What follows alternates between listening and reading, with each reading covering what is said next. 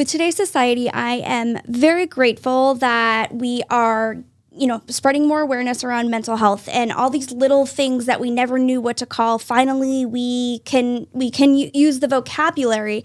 However, it's almost been in a lot of ways like information overload to the extent where now we just use, I have anxiety, but do you really have anxiety, or is that like the common phrase? So you know what I mean? Or like people using the word boundaries, we hear that all the time. And it's like, do you even understand what boundaries are? So really quickly, I think just elementary level, it would be helpful to kind of define some of these terms from your, experience and your professional opinion. But let's start with narcissism. I think a lot of people have different views on what narcissism is. How would you define it? So I would define narcissism as somebody who lacks empathy. It's a condition in which they feel insecure about themselves, but it manifests and presents itself as though they are very confident. How you know someone is narcissistic is if they lack empathy. So I'll give you an example of this. I'm sitting on a date the other night, and the guy, I don't know what I said. I might have said something like very quickly, like, but I can spot alcoholism like really quickly or something. And he goes, oh, okay, that's empathy. Yes. I know it's so subtle, but it's like, that's empathy, right? And he did it like a couple other times, and I was like, oh, he's empathetic. But somebody who does not have care and compassion and kindness, I'm trying to say all those three words at one time. I know, tongue twister. That's really a good indication in my perspective. And again, I'm not a therapist. I don't work with narcissists, but this has definitely just been my experience. Is it's somebody who is egotistical, overly confident, makes fun of other people at their own expense to make themselves look grand. It's a what's the word? Grandiosity or something like that. Don't ask me. Whatever. Don't even ask me how to spell it. I'll just embarrass myself. Yeah. Okay. Next, I want to define codependency, because that's another huge one where people have different interpretations of. What is your definition of codependency?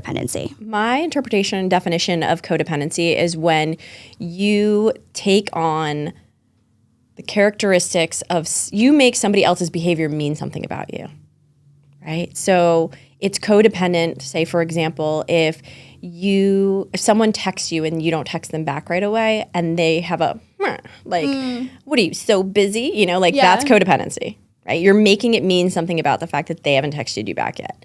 Right. It's also codependent if when they do text you back and the person is like a little nippy back at you, if you take it harshly. Like if you're like, oh, like Jesus, like I'm sorry you felt that way. That can be codependency, because you're making, again, somebody's behavior, whether it be action, words, etc., mean something about you and your worthiness. Interesting.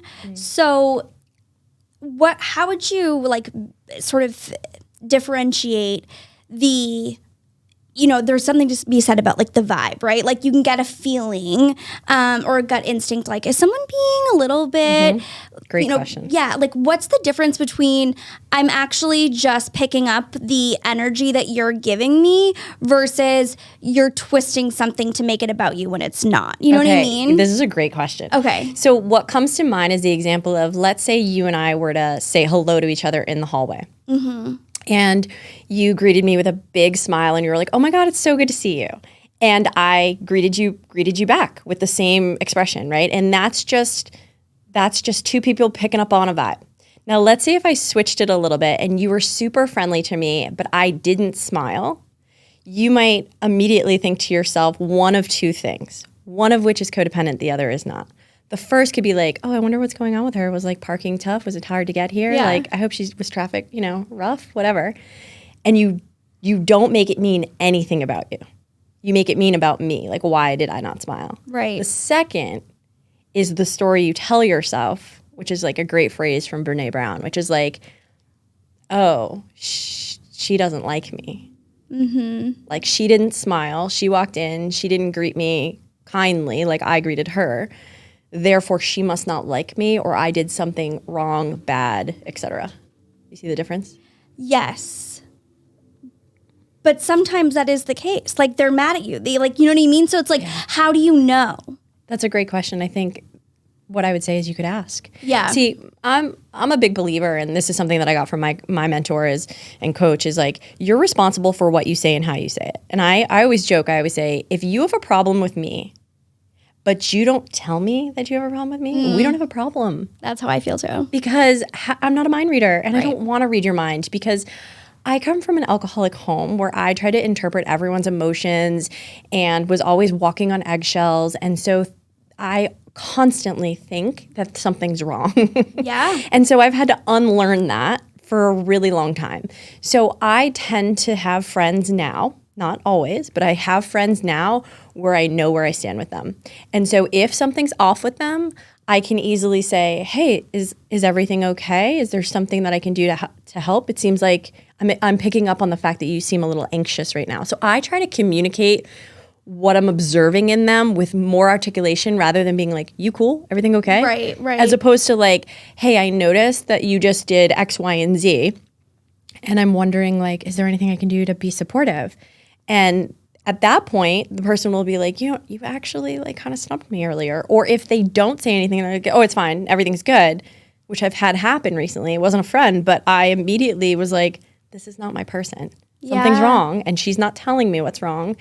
And I don't have time for this. Like, yeah, I think it's something that comes with age or after really being able to do that internal work if we've gone through something, really serious or impactful in our lives. But I have this one friend, Ariel, and she's actually been on the show before, but she is so funny. She is the least presumptuous person in the entire world. Like, I always say I want to just have a little fraction of her optimism, because she is like, the last thing that she ever would assume is that I was mad at her.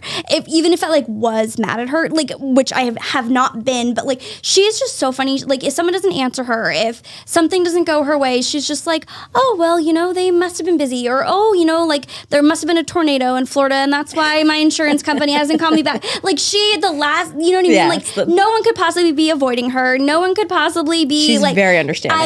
The most understanding. I'd like a sliver of that. Oh my gosh, I wish. Like, oh my gosh, she's so funny. But I love that mentality, because why do we do that to ourselves? Automatically, instantly put this like guilt trip on us. Like, you may have popped your tire and you were annoyed that you had to deal with that headache today. So when you see me, the energy's at 60%. Why am I not like making sure Katie's okay versus driving myself crazy to be like, well, let me just go in the memory bank. What could I have possibly done to upset her? And then we make up scenarios in our head. Oh, we do. It's crazy. What I've learned is the reason why we do it is because of how we grew up. It's the environment in which we grew up, and it's who we surrounded ourselves with caregivers, siblings, whether we were bullied as a kid or who our teachers were. We picked up mannerisms from them growing up. So that's why we do it. Isn't that so interesting? I was like, that's so annoying. It's so annoying. It makes perfect sense at the same time, but it's like a child can't really articulate or grasp the full understanding. So I get why there's a disconnect at the same time. Like, it makes perfect sense, but I also understand why you wouldn't put two and two together. Right. Especially as an adult, right? Especially as we're in our 30s, 20s, 30s. You get to a place where you're like, okay, logically, this makes sense. Logically, it makes sense that I should not take this personal.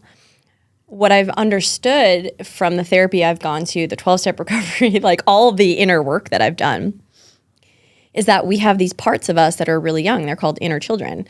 And so there's parts of us where this to me was like, what do these people like live inside of me? This is so confusing. So if you've ever heard inner child and you're just thinking I'm on like a spiritual journey, that's not what it is. It's actually like there's like therapy-backed science information about inner children and how there are these younger parts of us who can be early 20s, 8 to 8 years old, whatever the case may be.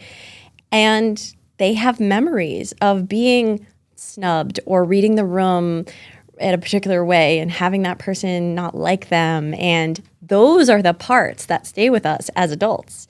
And so it's really learning how to listen to those parts and give them awareness and say, can you tell me a little bit about what's going on? Like literally, you could talk to them or you can journal, et cetera, or you can talk about it in therapy. And it's a really great way to be able to connect with yourself and understand who's running the show. I love that. It's so funny. I saw a meme the other day and it was like, me dating at 20 years old. Do you like cats or do you like dogs? And then it was me dating in my 30s. Okay, so what was your attachment style? Yeah, I need to know. And like, you don't need to give me the full details. I get it. We're still getting to know each other. But your attachment style will tell me pretty much everything I need to know. And a lot of it has to do with your childhood. And how were you loved? Yeah, exactly. How did people express love to you when you were young?